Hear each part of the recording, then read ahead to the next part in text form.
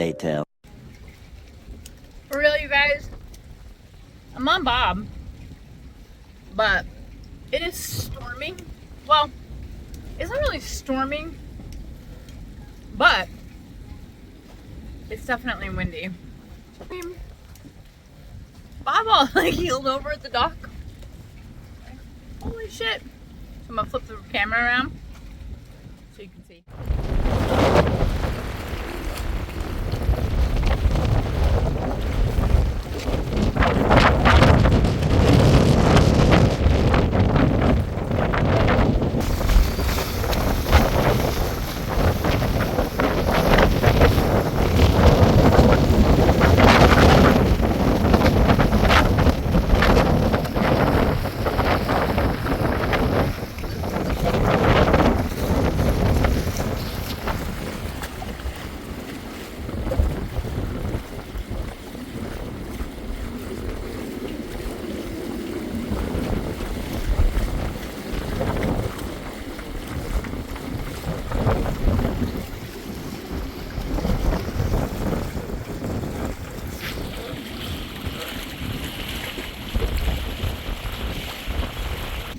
So I can't tell if you can tell what it's like out there right now.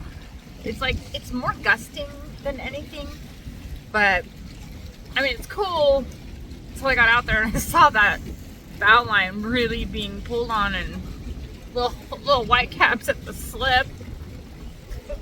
Okay, so I'm going back down. Woo! Tomorrow.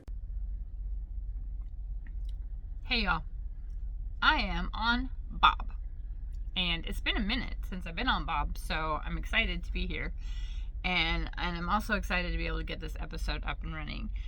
I'm gonna get right to it. This episode is going to be focused on a legal battle that's brewing between us and Deltaville Yachting Center. Over the year and a half that we were there,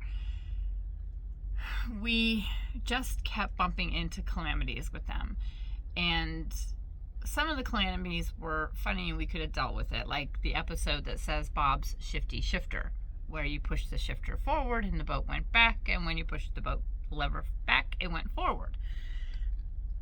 Stuff like that. The steaming light, we could not get them to get it operational. Just the shaft, the engine, the shims that they put on this really heavy engine. The shims are wooden, so they cracked, and when they cracked, the engine dropped, bent the shaft, and messed up the stuffing box and the cutlass bearing. And all this because industry standard says metal shims, but they didn't do that. They said, oh, it's no big deal, it's hardwood, it's fine, but it's cracked. Oh, that's okay, it doesn't matter, it's fine. Oh, okay, but it's cracked. No, but that's fine. Okay, whatever. But I digress. So let's talk about the bow thruster. And this is the reason why we're going to court. So they charged us about $3,800 to install the bow thruster. Here's what happened. We put the tube in, and then I'm going to show you this video. And the video you're about to see is one of the DYC employees installing fiberglass on the cavitation wing, which is this arch, right? It's supposed to kind of make it look like an eyebrow. And what you're going to see is that he's installing it over the bottom paint. And there was some question mark when that first came up. I did not know. I got a phone call from a very good friend and a subscriber and an extremely well-known and respected boat builder in Norfolk. I get a phone call that says, what the hell are these people doing? You can't fiberglass over bottom paint. You've got to show this to them. So much deliberation, they were like, oh no, that's not bottom paint, that's Sharpie, black Sharpie. Here's the reason why you don't fiberglass over bottom paint. One, it won't bond. Two, bottom paint is ablative, so it sheds, and as the boat goes through the water, it sheds off. So fiberglass, which is designed to be a permanent structure, it's a structural piece, would just fall off. It would just fall off.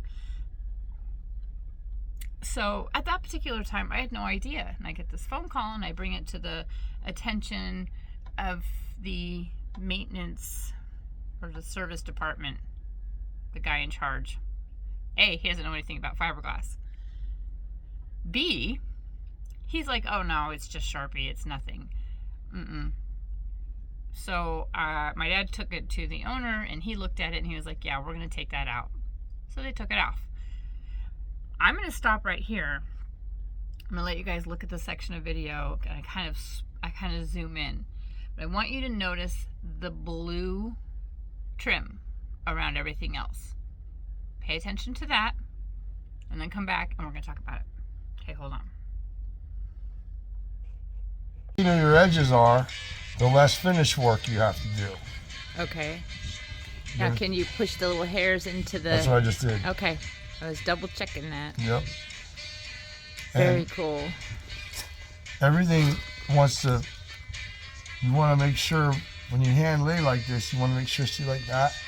You want to make sure you get any bubble of air. Because the air, the resins, you got to squeeze the air out. The resin won't just adhere if there's air. So everything looks the same color, everything looks uniform. You're in good shape. And how many layers of this will you put on? I've got 5 pieces to put on. Okay. And all I'm doing is just trying to build out towards this protrusion. And when I get done with the 5 layers, they kick off. I'm going to come over it with some fairing compound. Not really fairing compound, but adhesive filler. So I'm going to use resin and that microfiber adhesive filler, which is ground up glass. Microfiber adhesive filler, which is ground up glass. Okay, so hopefully you saw where I zoomed in and I showed you that little area where it's close. Now, here's what else I'm going to tell you. You notice the blue trim around everything else is about that wide, right? So whenever you're installing fiberglass, that blue area is called gel coat, right? That will bond. That's a permanent structure. So there should be a 1-inch ring all the way around exposing that blue gel coat. And if you look at that video, you will see that it was so close. There was no area, no gray area for the blue. So right there, right off the bat, I should have known, but see, I didn't know. But I got friends and they knew and they called. They took it all off. But then, remember, at the same time, my little dog got sick and I had to go. And I took my dog to the emergency vet and she ultimately died. So we end up going home and we're not there when they reinstall the fiberglass. When we got back, the bow thruster cavitation wing was on and repainted with bottom paint. So there was no way of knowing, once you repaint it with bottom paint, there was no way of knowing what the chemical compound or what structure was underneath it. Unless you hit something in the exact same spot. And then, depending on what you hit and how hard you hit it, it's going to tell you, right? So I want you to remember that we had that episode where we thought we hit a rock that had a submerged rock. We don't know. But we hit something and it impacted on the port side cavitation wing. We took the boat out of the water in Lewis, Delaware because we were taking on water. So the next video you're going to see is the boat coming out of the water and the cavitation wing, and you're going to see this little white area, and then I'm going to blow it up and then we're going to talk about it. Okay, so what you're looking for is that little white area and a little black, which is actually a hole right inside that little white area. So I'm gonna stop the video. I'm gonna stop me right now. Y'all are gonna keep watching, pay attention to that little area, and we're gonna come back and talk about it.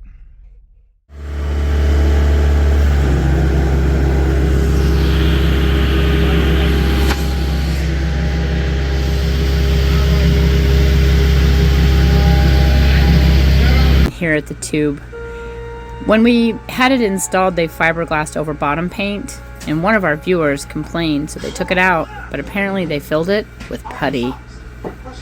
Instead of repairing the fiberglass, they just filled the space out with filler.